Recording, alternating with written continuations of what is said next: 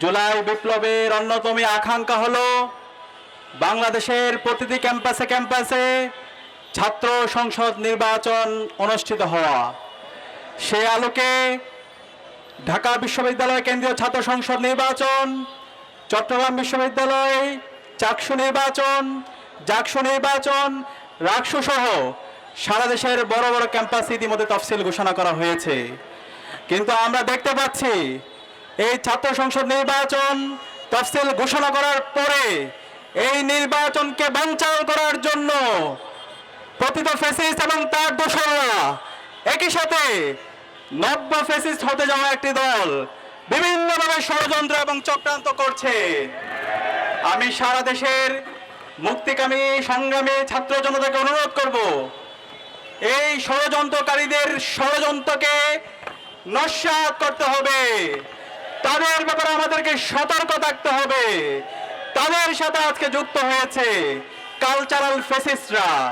গত 16 বছরে বাংলাদেশে যারা ফ্যাসিবাদ কায়েমে সহায়তা করেছিল, যারা আমাদের আলেম-ওলামা হত্যাকে বৈধতা দিয়েছিল, যারা গুম, আইনাকর, নির্যাতন, নিষ্পেষণকে বৈধতা দিয়েছিল, যারা হাসিনার দালালি করেছিল, তারা আবার নতুন ভাবে ষড়যন্ত্র চক্রান্ত করছে। এই কালচারাল ফ্যাসিস্টদের বিরুদ্ধে, এই দিল্লির এজেন্ডার বিরুদ্ধে আমাদের ঐক্যবদ্ধভাবে প্রতিবাদ প্রতিরোধ জারি রাখতে হবে। প্রিয় উপস্থিতি, আপনারা জানেন এই ডাকসু নির্বাচন তফসিল ঘোষণার পর থেকে ঐক্যবদ্ধ শিক্ষার্থী জোট সবাইকে সাথে নিয়ে যে বৈচিত্র্যের মধ্যে ঐক্য বিনির্মাণ করেছে, সেটি দেখে আজকে নিশ্চিত পরাজয় দেখে বিভিন্নভাবে ঐক্যবদ্ধ শিক্ষার্থী জোটের বিরুদ্ধে ষড়যন্ত্র এবং চক্রান্ত করছে। আমাদের যারা নারী প্রার্থী আছে, সেই নারী প্রার্থীদের বিরুদ্ধে ক্রমাগত সাইবার বুলিং করছে, ক্রমাগত তাদের বিরুদ্ধে তারা বিষোদ্গার করছে। আমরা আমাদের যে প্রার্থীরা আছে সেই প্রার্থীদের বিরুদ্ধে যে সাইবার বুলিং হচ্ছে, সেটার বিরুদ্ধে আমরা বিশ্ববিদ্যালয় প্রশাসনকে লিখিত অভিযোগ দিয়েছি। আপনারা জানেন আমাদের প্রার্থী সাবিকুন নাহার তামান্নার ছবিকে কিভাবে বিকৃত করা হয়েছে, যে হিজাব ফোবিয়ার মাধ্যমে গত 16 বছরে খুনি হাসিনা এবং তার দোসররা আমাদের নারীদের অধিকার খণ্ড করেছিল।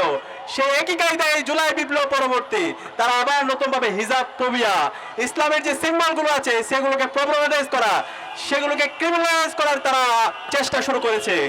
আমরা বিশ্ববিদ্যালয় প্রশাসনকে অনুরোধ করব, যারা এই সমস্ত হিজাব ফোবিয়ার সাথে জড়িত আছে, যারা নারীদের বিরুদ্ধে সাইবার বুলিং করছে, যারা হ্যারাসমেন্টের সাথে জড়িত, তাদের প্রত্যেকের বিরুদ্ধে দৃষ্টান্তমূলক বিচারের আওতায় তাদেরকে নিয়ে আসতে হবে। এবং একই সাথে আমরা দেখতে পাচ্ছি গতকালকে একজন নারী শিক্ষার্থীকে ঢাকা বিশ্ববিদ্যালয়ের একজন শিক্ষার্থী, আমরা তাকে বলছি বিকৃত মস্তিষ্কের শিক্ষার্থী, সে যে শব্দ চয়ন করছে সেটার আমরা সাথে সাথে প্রতিবাদ জানিয়েছিলাম। আমরা বিশ্ববিদ্যালয় প্রশাসনকে লিখিত অভিযোগ দিয়েছি তার বিরুদ্ধে ব্যবস্থা নেওয়ার জন্য। কিন্তু আমরা দেখতে পাচ্ছি সে অপরাধীকে দায় মুক্তি দেওয়ার জন্য সে আগের কায়দায় শিবিরের উপর দায় দিয়ে দাও রাজনীতি শুরু হয়ে গিয়েছে। আমরা বলতে চাই এই দায় দিয়ে দেওয়ার রাজনীতি চলবে না। যে অপরাধী তাকে বিচারের আওতায় নিয়ে আসতে হবে। আমরা দেখতে পেয়েছি যে আলী হোসেনকে শিবির বলে তারা চালিয়ে দিচ্ছে, দায় দিয়ে যাচ্ছে, সে আলী হোসেন ছাত্র দলের সাথে কানেক্টেড। ছাত্র দলের অসংখ্য প্রোগ্রাম তার ফেসবুক আইডিতে সে দিয়েছে। সুতরাং এই ধরনের যদি আপনারা দায় দিয়ে রাজনীতি করেন, আপনারা গত 1 বছর জুড়ে যে কাজগুলো করেছেন জাতির কাছে পরিষ্কার, কারা আমাদের নারীদের শ্লীলতাহানি করে। ঢাকা বিশ্ববিদ্যালয়ের শিক্ষার্থীরা জানে 2002 সালে শামসুন্নাহর হলে কিভাবে নারীদের উপর নির্যাতন করা হয়েছিল, বইয়ের মধ্যে কিভাবে নির্যাতন করা হয়েছিল। গত 1 বছর জুড়ে 44টা উপর ধর্ষণ করেছে যারা আজকে নারীদের অধিকারের কথা বলছে। এভাবে আমরা প্রতিদিন পত্রিকার পাতা খুললে এই নারীদের শ্লীলতাহানি থেকে শুরু করে হ্যারাসমেন্ট থেকে শুরু করে সব কর্মকাণ্ডের সাথে আমরা তাদের জড়িত থাকার অভিযোগ খুঁজে পাই। আমরা অনুরোধ করব এই সমস্ত হ্যারাসমেন্টের সাথে যারা জড়িত আছে তাদের বিরুদ্ধে আমাদের জিরো টলারেন্স নীতি ঘোষণা করতে হবে, তাদেরকে আইনের আওতায় নিয়ে আসতে হবে। ঐক্যবদ্ধ শিক্ষার্থী জোটের পক্ষ থেকে আমাদের প্রতিজ্ঞা হচ্ছে প্রতিটি ক্যাম্পাসে ক্যাম্পাসে নারীদের জন্য নিরাপদ ক্যাম্পাস গড়ার আগ পর্যন্ত আমরা থামবো না, আমরা আমাদের লড়াই চালিয়ে যাবো ইনশাআল্লাহ। সবাইকে অসংখ্য ধন্যবাদ। সালাম আলাইকুম রহমতুল্লাহ।